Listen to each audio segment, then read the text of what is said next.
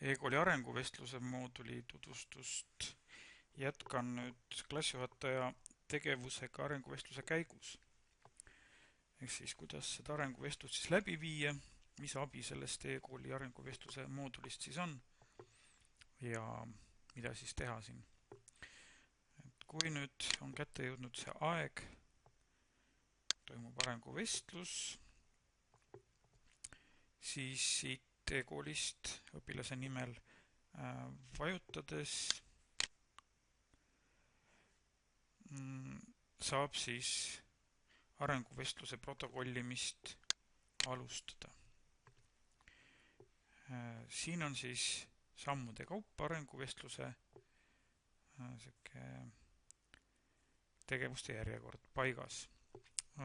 Lisaks saab siit vaadata veel siis hinnete lehte, mis praegusel juhul sellises demo variandis on siin küll tühi, aga päris e-koolis on seal siis ka kõik andmed olemas. Nii, esimene asi siis, kes on kohale ilmunud.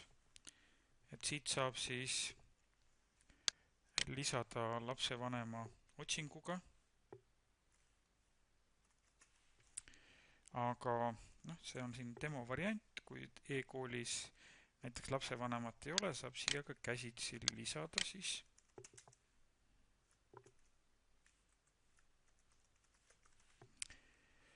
lapsevanema. Kuupäev on siis see, mis plaanis paigas on, aga võib siit ka muuta seda. Nii, edasi. Kui on olnud nüüd eelnevaid eesmärke, siis saab siit ülevaate sellest, millised eesmärgid on eelnevalt olnud ja vaadata siis, kuidas tegelik olukord on. Edasi saab vaadata küsitluse tulemusi või siis neid vastuseid siis siit koos analüüsida. Ja kui küsitlust ei ole täidetud või on mõned küsimused vastamata jäänud, siis siit saab nüüd koos neid ka täita. Ja siin on siis lisaks veel võimalused, et kui nüüd selle vastamise käigus, analüüsi käigus tekkisid mingid mõtted, siis saab siit lisada selle tegevusega seoses uue eesmärgi. Eesmärkidest vaatame hiljem eraldi lehel või siis ka kommenteerida sellele küsimusele mingi kommentaari juurde.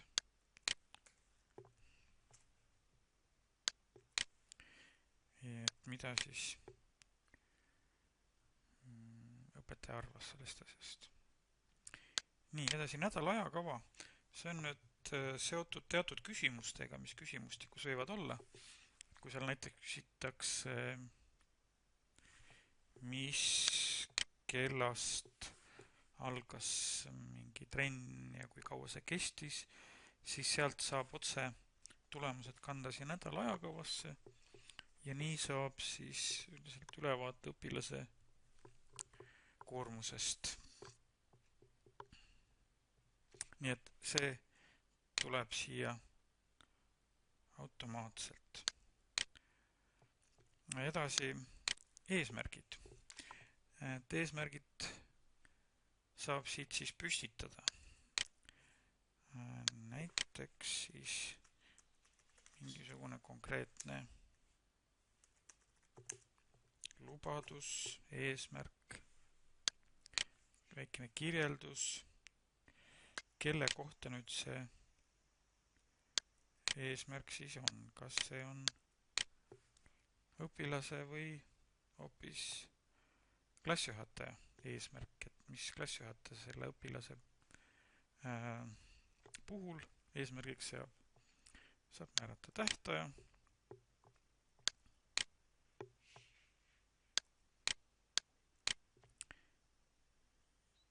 Ja lisada siis veel meeldetuletusi, et mis kuupäeval mingi meeldetuletus siis sinna e-kooli keskkonda läheb. Nii, ja pärast kõike seda on siis lõpuks moodustunud protokoll nendest tegevustest, mis siin on, ehk siis kõikidest nendest osalemistest, küsimuste-vastustest, kommentaaridest, lubadustest või eesmärkidest